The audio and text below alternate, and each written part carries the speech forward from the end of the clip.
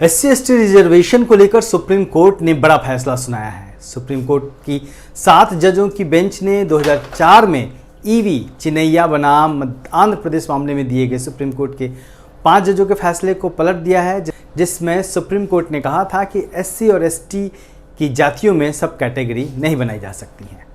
हालांकि supreme court ने फैसला सुनाते हुए कई बातों का जिक्र किया है, लेकिन सुप्रीम कोर्ट के इस फैसले के बाद अब आरक्षण को लेकर नई बहस छिड़ गई है।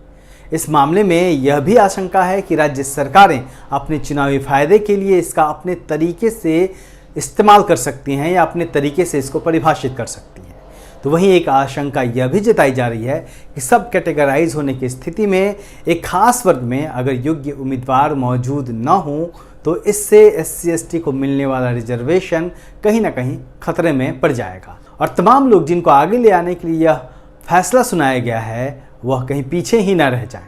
इस बारे में सुप्रीम कोर्ट के 7 जजों की बेंच ने 6-1 के बहुमत से फैसला सुनाया। सुप्रीम कोर्ट के फैसले के बाद अब अनुसूचित जाति और अनुसूचित जनजाति के अंदर भी कई वर्ग बनाए जा सकेंगे। ऐसे में राज्य सरकारें SC या ST के अंदर आने वाले किसी एक वर्ग को ज़्यादा आरक्षण का लाभ दे सकेंगी। जस्टिस BR गवई ने फैसला लिखते हुए कहा कि ईवी चिन्नैया फैसले मामले में कुछ खामियां थी। यहाँ आर्टिकल 341 को समझने की ज़रूरत है, जो सीटों पर आरक्षण की बात करता है। उन्होंने कहा कि मैं कहना चाहता हूं कि आर्टिकल 341 और 342 आरक्षण के मामले को डील नहीं करता है। फैसला सुनाने वाले 7 सदस्यीय पीठ में Justice DY Chandrachud, Justice Manoj Mishra, Justice Bela M Trivedi, Justice BR Gavai, Justice Vikram Nath, Justice Pankaj Mittal और जस्टिस SA शर्मा शामिल रहे। पीठ ने कहा कि राज्यों के पास आरक्षण के लिए अनुसूचित जाति और अनुसूचित जनजाति में उपवर्गीकरण यानी सब क्लासिफिकेशन करने की शक्तियां हैं। कोर्ट ने कहा कि कोटा के लिए SC/ST में उपवर्गीकरण का आधार राज्यों द्वारा मानकों एवं आंकड़ों के आधार पर उचित ठहराया जाना चाहिए। जस्टिस BR गवई ने सामाजिक लोकतंत्र की आवश्यकता पर दिए गए डॉक्टर BR अम्बेडकर के भाषण का भी हवाला दिया। उन्होंने कहा कि पिछड़े समुदायों को प्राथमिकता देना राज्य का कर्तव्य है। अनुसूचित जाति, अनुसूचित जनजाति वर्ग में केवल कुछ लोग ही आरक्षण का लाभ उठा रहे हैं।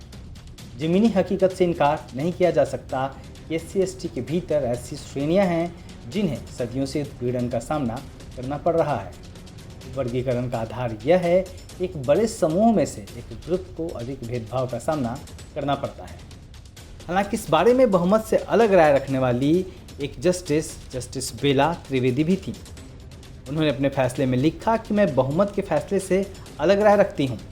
मैं इस बात से सहमत नहीं हूँ कि जिस तरीके से 3 जजों की बेंच ने इस मामले को बड़ी बेंच के पास भेजा था।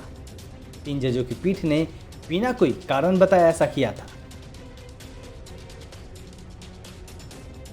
सवाल कई हैं, जवाब आना अभी बाकी है।